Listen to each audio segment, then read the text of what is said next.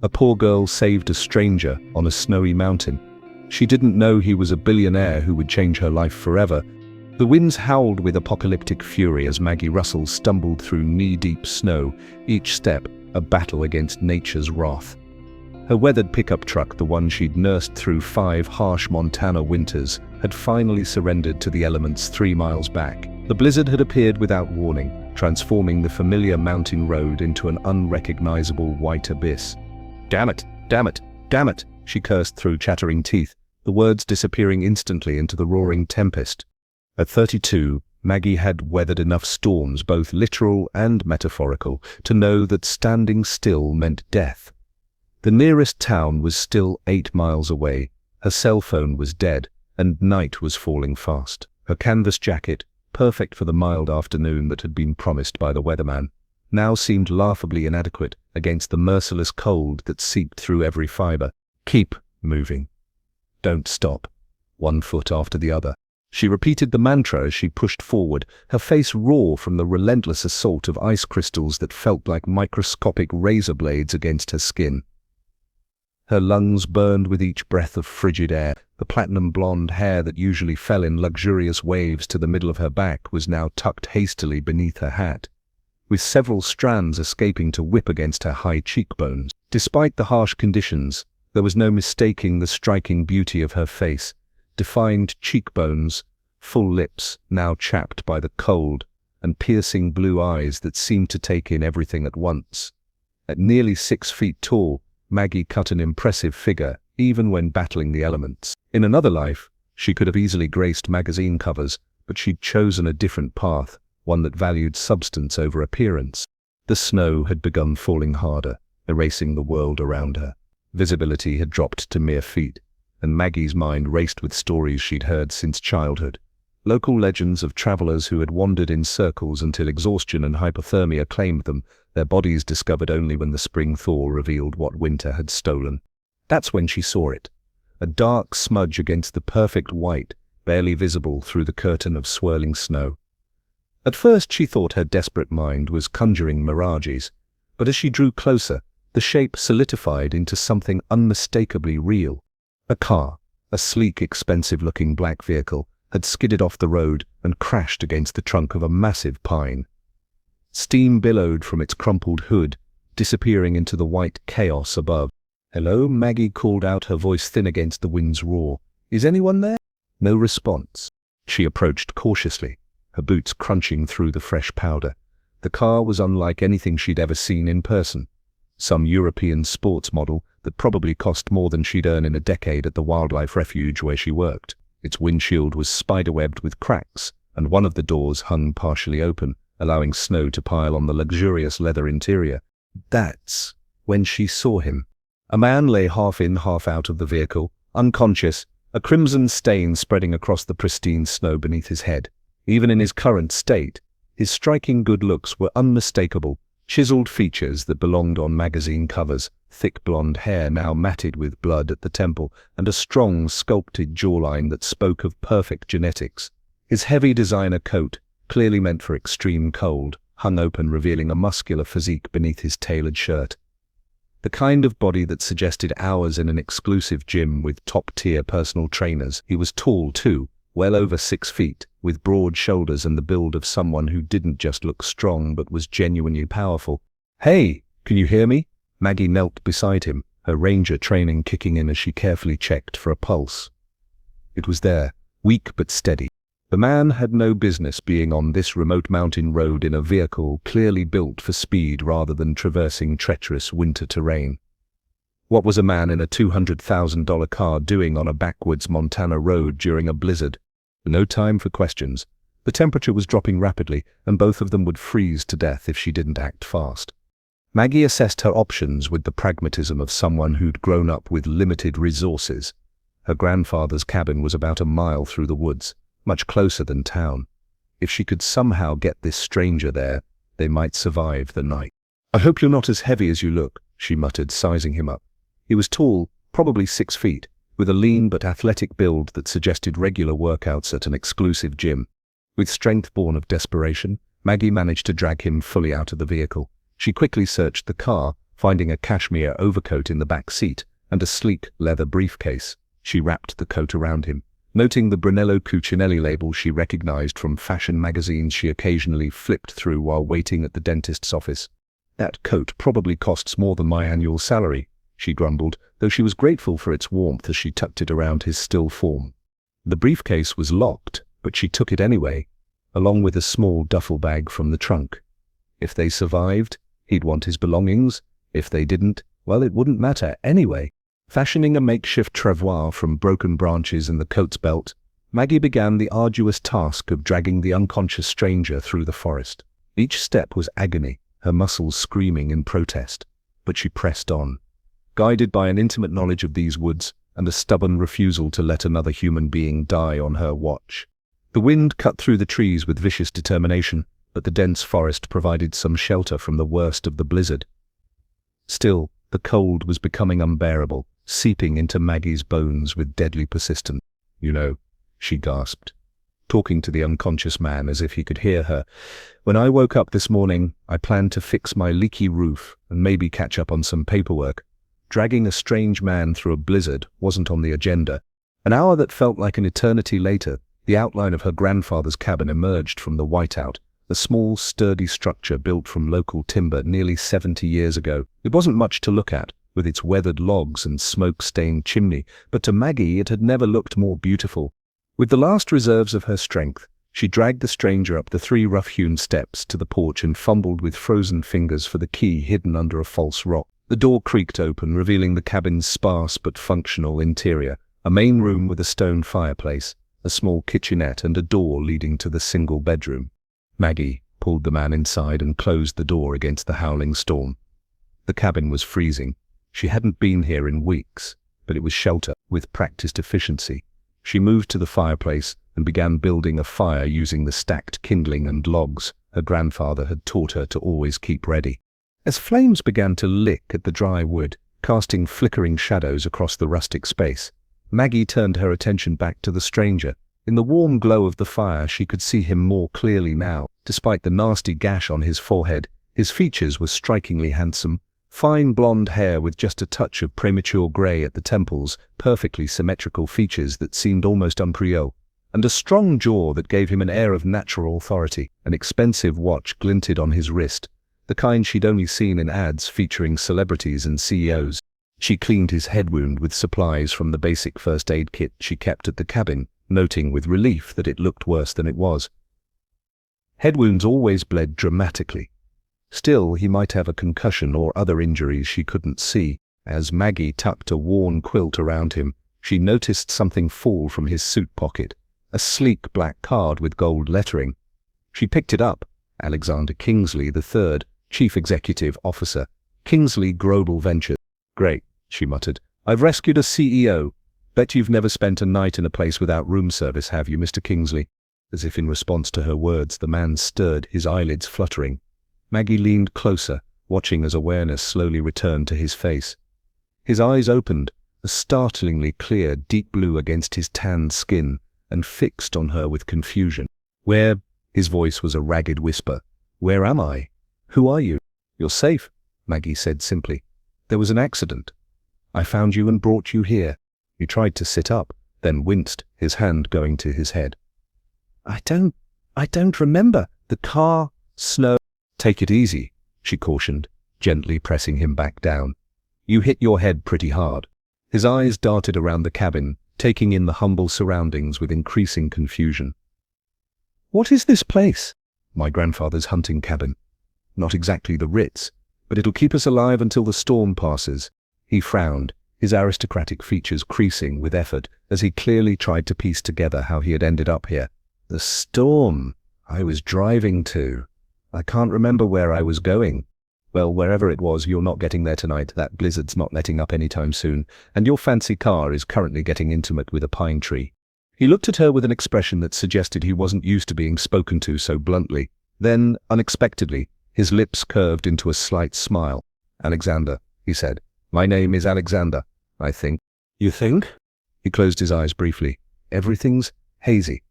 I know my name, but the rest is like trying to hold smoke." Maggie felt a twinge of concern. Memory loss could indicate a serious concussion. I'm Maggie Russell, wildlife conservationist, reluctant snowstorm rescuer, and your host for the duration of this natural disaster. Alexander attempted to sit up again, more successfully this time. As he did, the quilt fell away, revealing his tailored shirt, now torn and stained. "You saved my life," he said softly, looking at her with those intense blue eyes that seemed to see straight through her. Maggie shrugged uncomfortably. "Anyone would have done the same." "No," he said with surprising conviction for a man who claimed to remember almost nothing. "They wouldn't have." A sudden violent gust of wind rattled the cabin's windows, making both of them jump. Outside, the blizzard raged on, sealing them together in this moment, in this place, a wildlife conservationist with calloused hands and practical knowledge, and a man who wore wealth like a second skin, but couldn't remember how he'd ended up in the snow. Little did Maggie know that the storm had just brought into her life the one man who could either destroy everything she'd fought to protect, or be its salvation. And Alexander Kingsley III, master of a global corporate empire, had no idea that his life was about to be transformed by a woman who valued the wilderness more than any fortune he could offer. Morning arrived with harsh clarity. The blizzard had passed, leaving behind a world transformed, pristine, silent, and utterly impassable. Sunlight streamed through the cabin's frost-edged windows, illuminating dust motes that danced in the golden beams. Alexander woke with a groan, every muscle in his body protesting the previous day's trauma. He found himself on a worn but comfortable sofa, covered by a patchwork quilt that smelled of cedar and wood smoke. For a moment, disorientation gripped him. The unfamiliar ceiling, the rustic surroundings, the absence of the usual symphony of notifications from his devices. "Welcome back to the land of the living." He turned to find Maggie stoking the fire, her movements efficient and practiced. In daylight, he could see her clearly for the first time, mid-30s, with chestnut hair pulled back in a practical braid, keen hazel eyes that missed nothing, and a face, while not conventionally beautiful by the standards of his usual social circle, possessed a striking vitality and character that made it difficult to look away. "How long was I out?" His voice felt rough, unused. "About 12 hours. You'd drift in and out, but mostly out." She approached with a steaming mug. "Coffee. It's not your fancy single-origin Ethiopian or whatever, but it's hot and strong." Alexander accepted the mug gratefully, noticing the calluses on her hands as their fingers briefly touched. These were hands that worked for a living, so different from the manicured digits of the people who populated his world. "Thank you," he said, finding that he meant it with unexpected sincerity. "For everything." Maggie shrugged. "Well, I couldn't exactly leave you to freeze to death, though your car definitely didn't make it." She glanced out the window. "We're snowed in. The radio says the plows won't make it out to these roads for at least 3 days. 3 days? Alexander's hand instinctively went to his pocket for his phone, finding nothing. "Looking for this?" Maggie held up his sleek smartphone. "Battery's dead, and even if it wasn't, there's no signal up here. Welcome to life off the grid, Mr. CEO. The playful mockery in her tone caught him off guard. People didn't speak to him this way, not employees fearful for their jobs, not board members wary of his influence. Not even his few friends, most of whom were carefully cultivated business associates. "I need to contact my office," he said automatically, then paused as fragments of memory began to surface. "I was heading to a meeting in Bozeman." "Well, Bozeman will have to wait." Maggie moved to the kitchenette. "You hungry? I've got eggs and bacon. Nothing fancy, but it'll keep you going." Alexander rose unsteadily, making his way to the small window. Outside, the world was buried under at least 3 feet of snow, the morning sun creating a blindingly beautiful landscape that bore no resemblance to his usual urban vista of glass and steel. "I don't understand," he said, more to himself than to her. "I remember leaving Seattle, taking the private jet to Helena, renting the car." His brow furrowed. "But why was I on that mountain road? It doesn't make sense." "Memory still fuzzy?" Maggie cracked eggs into a cast-iron pan with practiced ease. "Parts are coming back, but there are gaps." He turned to her. "You said you're a wildlife conservationist." She nodded. "I work for the Northern Rockies Wildlife Refuge. We protect endangered species, manage habitats, fight against poachers and developers who'd rather see this all turned into ski resorts and luxury cabins." There was unmistakable passion in her voice, and an equally unmistakable barb in her reference to developers. Alexander winced internally, recognizing the category she'd mentally placed him in. Kingsley Global Ventures had, in fact, developed several luxury mountain resorts across 3 continents. "Well, sounds meaningful," he offered. Maggie gave him a look that suggested she'd heard the hesitation in his voice. "It doesn't pay much, but I sleep well at night. Most nights, anyway," as they ate breakfast. Simple but delicious in a way Alexander hadn't experienced since childhood visits to his grandmother's farm. He found himself increasingly curious about this woman who lived a life so completely different from his own. "So this cabin belonged to your grandfather?" Maggie's expression softened. "He built it with his own hands in the 50s. Taught me everything I know about surviving out here. He was a forest ranger for 40 years. "And your parents?" A shadow crossed her face. "Mom died when I was 12. Cancer. Dad tried his best, but medical bills took everything, including our house. He passed 5 years ago." Alexander felt an unexpected pang. Despite the material differences in their upbringings, he recognized the look of loss. "I'm sorry, I lost my parents too. Car accident when I was in college." For a moment, they shared a silent understanding that transcended their different worlds. The day progressed with a rhythm entirely foreign to Alexander's usual tightly scheduled existence. When Maggie announced they needed to chop more firewood, he instinctively reached for his phone to delegate the task before remembering his situation. I've never actually chopped wood before," he admitted as she handed him an axe. Maggie's eyebrows shot up. "Seriously? Never? It hasn't exactly been a requirement in corporate boardrooms." She laughed, a genuine, unrestrained sound that he found oddly captivating. "Well, there's a first time for everything, CEO. I'll show you how it's done." What followed was a humbling experience. Alexander, who prided himself on his fitness regimen with his personal trainer in his private gym, found himself winded and sore after just 15 minutes of what Maggie seemed to consider light work. His hands, accustomed to keyboards and handshakes, developed blisters that she matter-of-factly bandaged without comment. By midday, they had settled into an unexpected partnership. Maggie, directing; Alexander, learning. She taught him to build and maintain the fire properly, to collect snow from melting into drinking water, to check the cabin's perimeter for any structural damage from the storm. "You're a quick study," she conceded, as he successfully repaired a loose shutter. "For a guy who probably has people to change his light bulbs." "I'm not completely helpless," he protested, though her assessment wasn't entirely wrong. "I built my first company from nothing." "What does Kingsley Global Ventures do exactly?" Maggie asked as they shared a simple lunch of canned soup and crackers. Alexander hesitated. How to explain the complexity of his corporate empire to someone who seemed to define value so differently? "We're diversified.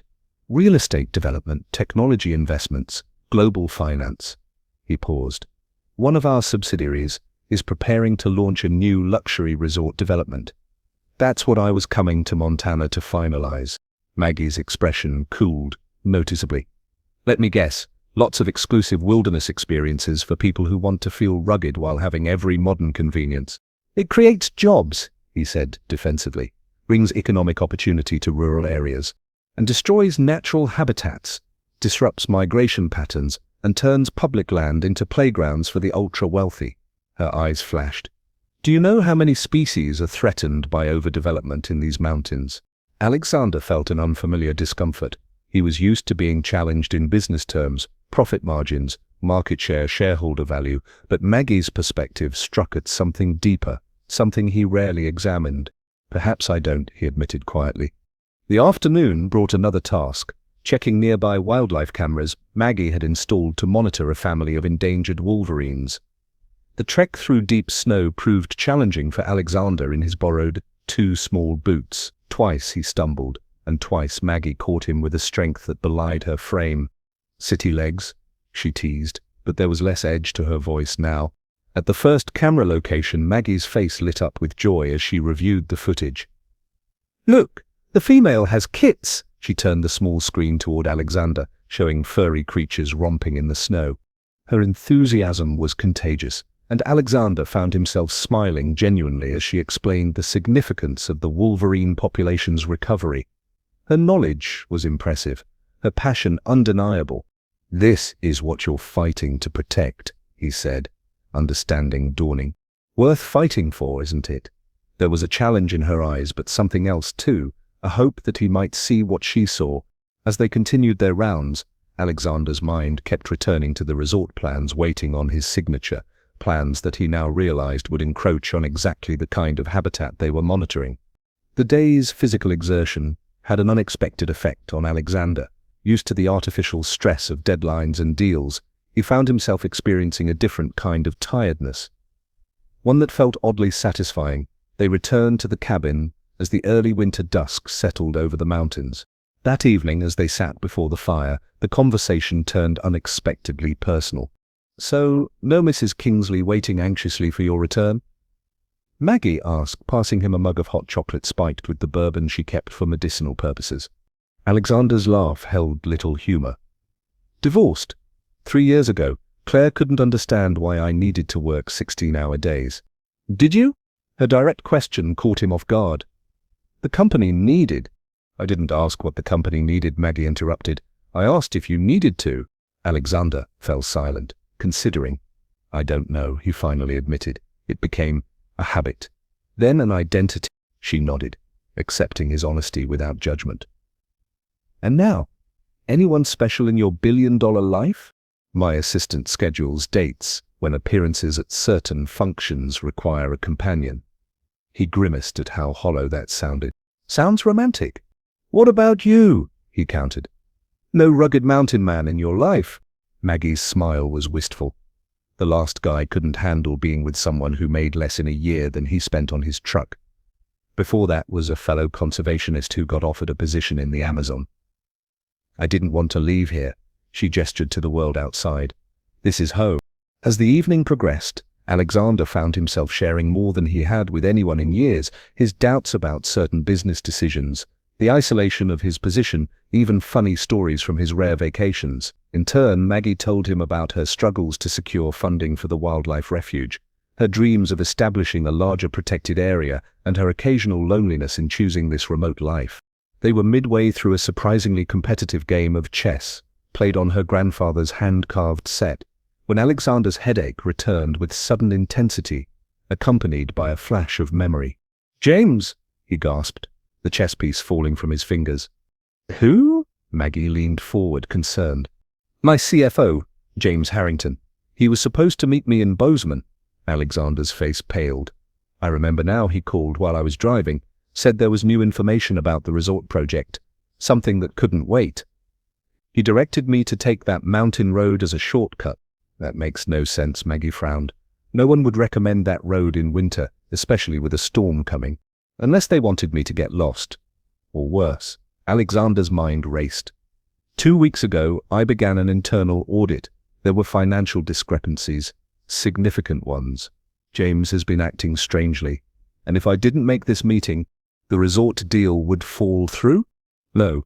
Alexander's eyes met hers, realization dawning. "If I didn't sign the papers by the end of this week, the existing contract terms expire." James insisted on new terms for the financing, terms that would have given his department unusual control over the fund allocations. His hand went to his head. "I can't believe I didn't see it. He's been embezzling, and this deal would have covered his tracks." Maggie's expression hardened. "And he sent you up a dangerous mountain road during a blizzard to make sure you wouldn't interfere." The implications hung in the air between them. Someone Alexander had trusted for years had not only stolen from him, but had potentially attempted to engineer his death. "I have to get back," Alexander said, rising abruptly. "If I'm right, he's already transferring funds, destroying evidence." "Alexander, we're still snowed in. Even if we could somehow get down the mountain, the roads won't be cleared until—" "I can't wait." His voice was taut with urgency. "Billions are at stake. Not just mine, pension funds, charitable foundations, thousands of employees." Maggie studied his face, seeing the transformation from the humbled man who'd chopped wood with her to the commanding CEO whose decisions affected countless lives. "There might be a way," she said slowly. "My friend Travis has a snowmobile. If I radio him tonight, he might be able to get to us tomorrow. It won't be comfortable, but it could get you to Helena." Relief flooded Alexander's face. "Thank you." As they prepared for bed, Alexander again taking the sofa despite Maggie's offer of the bedroom. An uncomfortable awareness settled between them. Their brief respite from reality was ending. Soon he would return to his world of glass towers and global finance, while she remained in her mountains with her wolverines and her purpose. In the soft glow of the banked fire, Alexander watched as Maggie checked the radio once more before heading to her room. Something had shifted in him during these strange, suspended days. The way she moved through the world, with conviction, integrity, and a clear sense of what mattered, had awakened questions he'd long suppressed beneath the relentless pursuit of corporate success. "Maggie," he called softly as she reached her door. She turned, her face half in shadow. Yet, words failed him. How to express the confusing tangle of gratitude, admiration, and something deeper that had taken root during their brief time together? Thank you, again. She smiled, a mixture of understanding and resignation in her eyes. "Get some sleep, Alexander. Tomorrow you go back to being a billionaire." As her door closed, Alexander lay awake, staring at the rough-hewn ceiling. Tomorrow, he would confront a betrayal that threatened everything he'd built. But for the first time in his meticulously calculated life, he found himself wondering if what he'd built was what he truly wanted. Outside, fresh snow began to fall, silent, transformative, erasing the boundaries between two worlds that had briefly, improbably, collided. The snowmobile's engine roared through the pristine wilderness, a jarring mechanical intrusion in nature's cathedral. Alexander clung to Travis, Maggie's bearded friend who'd arrived at dawn with the promised rescue vehicle as they carved a path down the mountain, each bump and turn a physical reminder of his imminent return to civilization. Alexander glanced back once to see Maggie growing smaller against the backdrop of her grandfather's cabin, her hand raised in a farewell that felt strangely final. The image burned into his memory, her solitary figure, strong and self-sufficient, framed by endless white mountains. Travis had brought a satellite phone. Before they'd even reached Helena, Alexander had made 3 calls, one to his personal security team, one to his lawyer, and one to the FBI's Financial Crimes Division. By the time his corporate jet touched down in Seattle 6 hours later, the wheels of justice were already in motion. Alexander strode into Kingsley Tower at precisely 8:17 p.m., his appearance causing a stir among the security staff and late-working employees. Gone was his usual impeccable suit. Instead, he wore borrowed clothes from Travis: jeans, flannel, and a weathered jacket. His face bore several days' stubble, and a bandage still covered the gash on his forehead. He bypassed the security scanners with a curt nod to the wide-eyed guard and headed straight for the executive floor. The familiar ding of the elevator, the subtle scent of leather and expensive air filtration, it all felt oddly foreign now, as if he were returning to a museum recreation of his former life rather than the life itself. James Harrington was working late, as Alexander had anticipated. The CFO's office door stood partially open, light spilling into the darkened executive suite. "Working hard, James?" Alexander's voice was calm as he pushed the door fully open. The color drained from Harrington's face. "Alexander, my God, we've been looking everywhere for you. When you didn't show in Bozeman." "Save it!" Alexander's tone could have frozen flame. "The authorities are already reviewing the South Asian acquisition records, and the Cayman transfers, and the falsified resort environmental impact statements." Harrington's expression shifted from feigned shock to calculated assessment. "Whatever you think you've found, there are explanations. Accounting anomalies. Nothing more. 47 million isn't an anomaly, James." Alexander stepped closer. "Neither is deliberately sending me up a mountain road during a blizzard after disabling the GPS on my rental car." A flicker of something, guilt, fear, crossed Harrington's face before his features hardened. "You can't prove that. The car's computer logs already have, and your phone records showing you tracked my progress until the signal was lost." Alexander placed both palms on the polished desk, leaning forward. "You didn't just steal from me, James. You tried to kill me." The office door opened wider as FBI agents entered, accompanied by Alexander's head of security. James's shoulders sagged in defeat as the inevitable unfolded, the reading of rights, the confiscation of devices, the handcuffs closing around wrists that had once managed billions. "Why?" Alexander asked quietly as the agents prepared to escort Harrington away. "We've worked together for 15 years. James's laugh was hollow. "Because you have everything, Alex. Always have. Born with a silver spoon. heir to the Kingsley fortune. Do you know what it's like working 10 times harder than someone who's already won the lottery of life? I built this company. Alexander countered, the old defensiveness rising, on the foundation your father left you. James's eyes were cold. Some of us don't have foundations. We build from quicksand. As they led Harrington away, Alexander remained in the now empty office, the accusation lingering in the air like a persistent chill. There was truth in it, privilege he'd taken for granted, advantages he'd never questioned. The next 72 hours passed in a whirlwind of damage control, board meetings, press statements, reassurances to investors, cooperation with federal investigators. Alexander moved through it all with mechanical efficiency, his mind strangely detached from proceedings that would once have consumed him entirely. On the third night, he found himself alone in his penthouse, a modernist masterpiece of glass and steel, with views of Puget Sound that featured regularly in architectural magazines. He wandered the vast space, noticing for the first time how the perfect lighting and curated art pieces felt staged rather than lived in, how the rooms echoed with his solitary footsteps. His phone buzzed with messages from his executive team, his PR director, his wealth manager.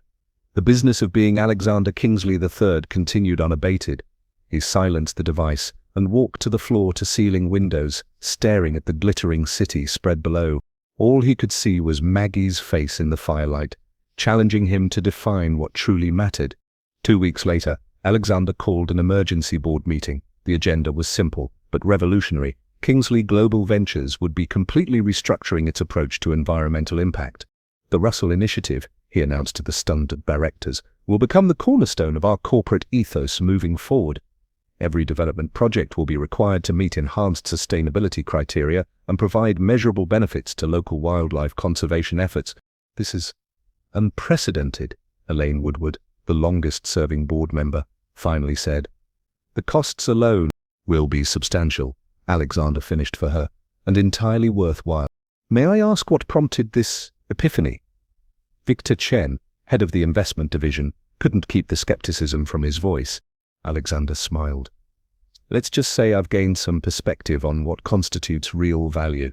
The initiative moved forward with the full force of Alexander's considerable influence behind it. He personally selected a team of environmental scientists and conservation experts to develop the framework, insisting on rigorous standards that far exceeded regulatory requirements. The Montana Resort project was completely redesigned, scaled back by 60%, with the remaining acreage donated to create a protected wildlife corridor. The press called it revolutionary. Wall Street called it reckless. Alexander found he cared little for either assessment. What he did care about was the email that arrived a month after the announcement, from a M. Russell at Northern Rockies Refuge. I saw the news about your Russell Initiative. Naming rights usually cost billions. You got off cheap. The Wolverines send their regards. He read it 14 times, a smile tugging at his lips with each rereading. Alexander's reply was simple. The Wolverines deserve better neighbors. How are they doing? Their correspondence began cautiously but grew steadier. Maggie sent photos of the Wolverine kits, now growing rapidly. Alexander shared updates on the initiative's progress. Neither mentioned the quiet moments by the fire or the questions that had remained unasked during their brief time together. As spring turned to summer, Alexander found himself increasingly distracted during meetings, his thoughts drifting to mountains he'd only glimpsed during one snowbound interlude. The penthouse felt emptier each night, despite its luxury. Success tasted increasingly hollow. The decision, when it came, felt less like a choice and more like an inevitable recognition of truth. On a brilliant August morning, Alexander called an all-hands meeting at Kingsley Tower. Rumors had been swirling for weeks about his increasingly erratic behavior. The CEO, who now refused weekend work, who cancelled unnecessary meetings, who asked questions about purpose rather than profit margins. Effective immediately, he announced to the assembly of employees, I'll be stepping down as CEO of Kingsley Global Ventures. The auditorium erupted in shocked murmurs. I'm not leaving the company, he clarified. I'm simply transitioning to a new role as chairman of the Russell Initiative, which will now become an independent foundation within the Kingsley corporate family. Questions flew from all directions about leadership succession, about shareholder reactions, about his personal reasons. To the last, he offered only a slight smile and a response that would be quoted in business schools for years to come.